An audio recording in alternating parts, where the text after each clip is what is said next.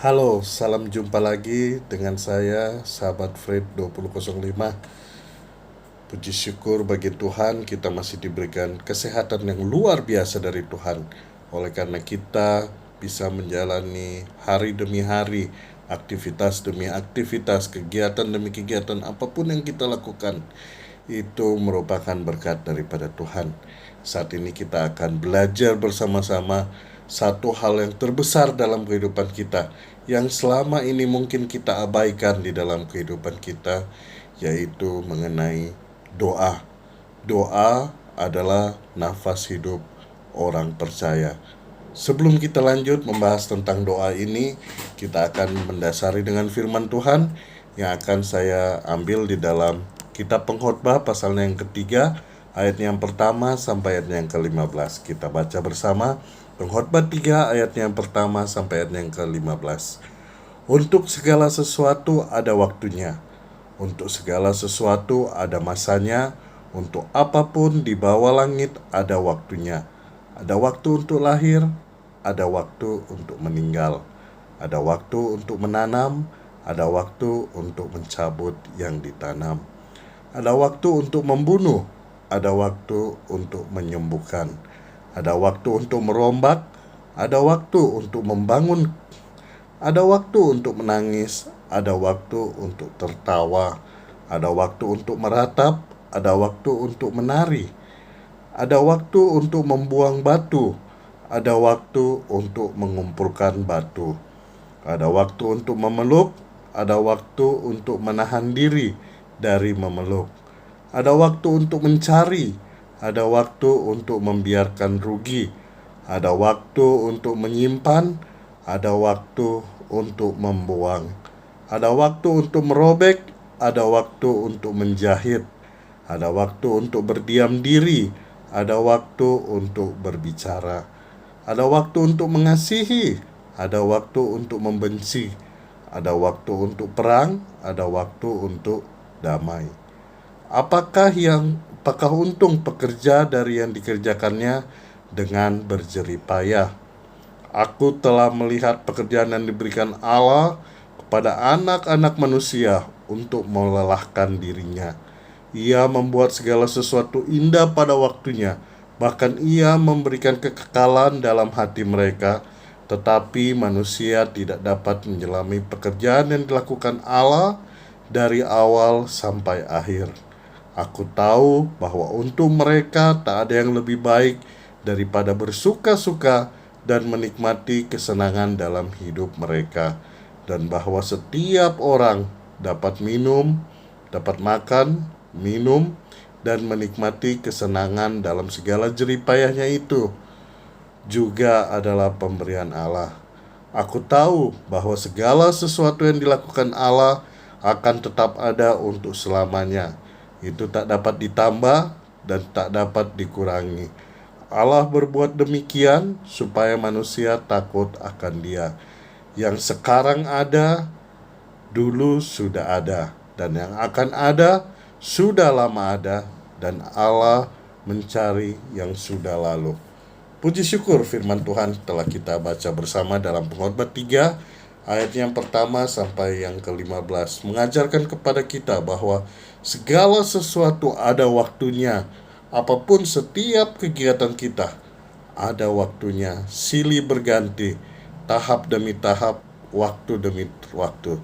Tetapi ingat, jam kehidupan hanya diputar sekali untuk selama-lamanya. Untuk itu, bagi kita, insan orang percaya yang menyatakan diri merdeka di dalam Kristus Yesus, kita menggunakan sebaik mungkin jam kehidupan kita. Saat ini kita belajar bersama mengenai doa. Kenapa saya katakan doa adalah nafas hidup orang percaya? Coba kita berdiam bersama. Kita tahan nafas beberapa saat. Bisa sampai kapan kita bisa menahan nafas kita? 5 menit, 6 menit, atau berapapun waktu yang diperlukan kita untuk menahan nafas kita. Setiap kita sebagai manusia tidak bisa menahan nafas, ataupun dalam arti kata kita semua memerlukan nafas kehidupan. Saat kita sakit yang berat, kita butuh oksigen. Bayangkan harga oksigen di rumah sakit, seberapa besar yang harus kita bayar. Seandainya nafas kehidupan itu harus kita bayar, seandainya oksigen yang kita hirup itu dihargai dalam bentuk materi, tidak cukup kita semua untuk membayar seluruh kehidupan kita.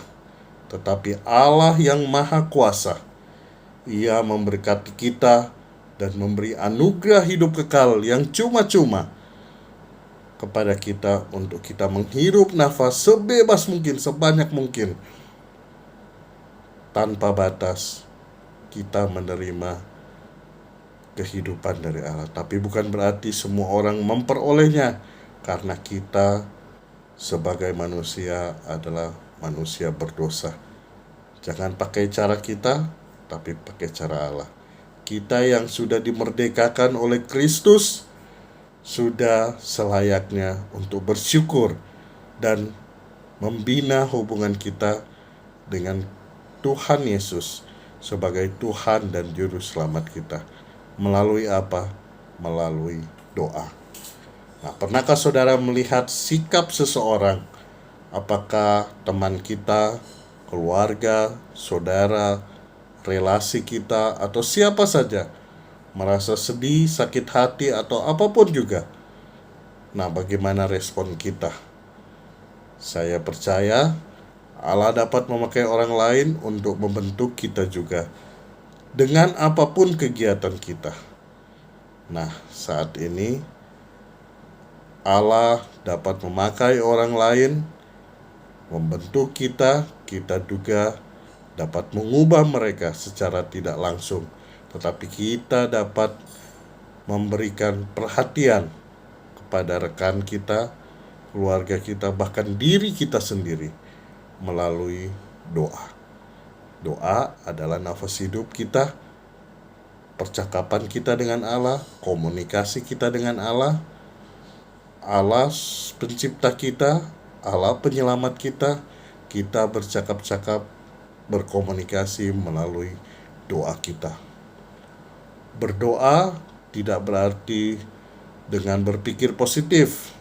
Semua pemikiran positif di dunia tidak akan mengubah rekan kita, saudara kita, keluarga kita, atau siapa saja di dunia. Tidak akan bisa mengubah situasi maupun kondisi yang mempengaruhi kehidupan kita. Tetapi doa dapat mengubah hati yang keras. Pintu-pintu yang tertutup akan dibukakan. Segala sesuatu ada waktunya melalui kuasa doa. Nah, saudara-saudara, sahabat Freed 2005, apakah sahabat Freed 2005 ingin tahu caranya yang tepat untuk mengubah hubungan yang buruk dan yang baik? Mulailah dengan mendoakan orang lain. Ini akan mengubah orang tersebut, tetapi juga dapat merubah kehidupan kita sekalian. Rasul Paulus menyampaikan kepada kita di dalam Filipi 1 ayat 3 sampai 11, khususnya ayat 9 sampai 11, dikatakan, "Dan inilah doaku, semoga kasihmu makin melimpah dalam pengetahuan yang benar dan dalam segala macam pengertian, sehingga kamu dapat memilih apa yang baik dan apa yang jahat, supaya kamu suci dan tak bercacat menjelang hari Kristus, penuh buah kebenaran yang dikerjakan oleh Yesus Kristus untuk memuliakan dan memuji Allah." Doa sangat besar kuasanya. Paulus mengajarkan kita bagaimana cara kita berdoa. Yang pertama, berdoa agar mereka bertumbuh dalam kasih dan pengetahuan, untuk memberitakan bahwa semua itu butuh proses. berdoa agar mereka bertumbuh dalam pengetahuan yang benar dan pengertian tentang Kristus. Apakah kasih, pemahaman, dan pengertian kita tentang Allah ini akan sama bertumbuh? Tergantung pribadi kita masing-masing dan cara kita berkomunikasi dengan Allah itu sendiri. Hal yang kedua yang kita belajar mengenai doa yaitu berdoalah agar mereka dapat membuat pilihan yang bijak sehingga mereka dapat memilih apa yang baik dan apa yang benar di mata Tuhan. Dengan kata lain, mampu membedakan mana yang baik, mana yang tidak baik, benar atau salah, penting atau tidak penting, mana yang prioritas dalam kehidupan kita melalui firman Tuhan. Hal yang ketiga, proses doa itu sendiri berdoa agar mereka hidup dengan integritas yang tinggi, sehingga mampu mempraktekkan setiap moral kehidupan, bukan menuruti nilai-nilai dunia yang semakin hari semakin merajalela. Hal yang keempat, berdoalah agar mereka makin serupa seperti Yesus, penuh dengan buah kebenaran yang dikerjakan oleh Yesus Kristus, hidup yang menghasilkan buah roh karena melekat kepada Kristus. Cara yang terbaik untuk mengubah diri sendiri dan orang lain adalah dengan doa. Sahabat Frit 2005, perlu kita cermati bersama. Dalam berdoa ada 3 jawaban doa. Yang pertama adalah Allah akan menjawab doa kita, ya, dan mengabulkan doa kita. Oleh karena itu memang waktu Tuhan dan Tuhan mengizinkan hal terindah di dalam kehidupan kita. Kalau yang ini itu tidak bermasalah, semuanya merasa senang. Jawaban Tuhan yang kedua yaitu menunda waktu kita. Dalam arti bukan berarti tidak diizinkan, tetapi belum waktunya. Mungkin menunggu waktu Tuhan. Bagaimana cara kita mensikapi menunggu waktu Tuhan?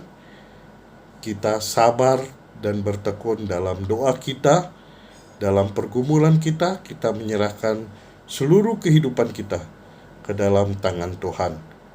Mungkin belum sekehendak Tuhan, atau mungkin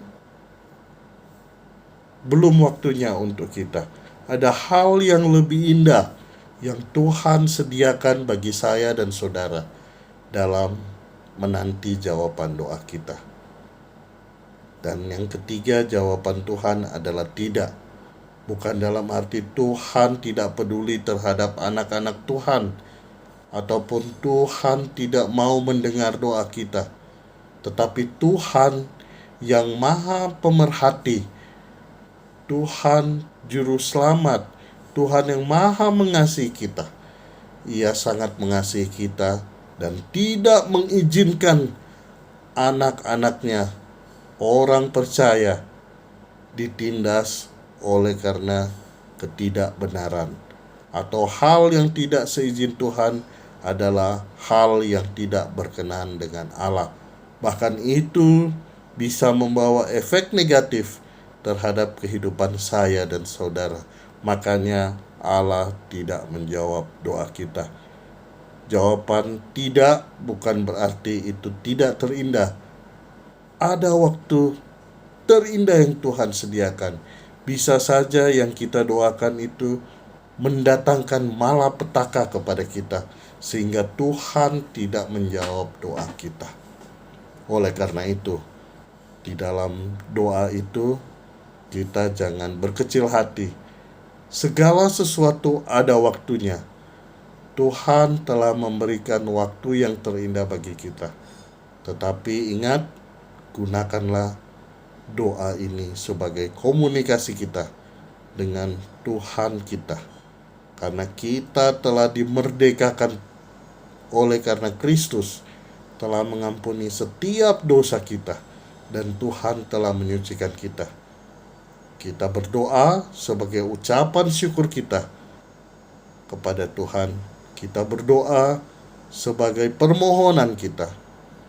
Kita berdoa untuk mendoakan sesama kita, orang tua kita, rekan kerja kita, siapapun dia.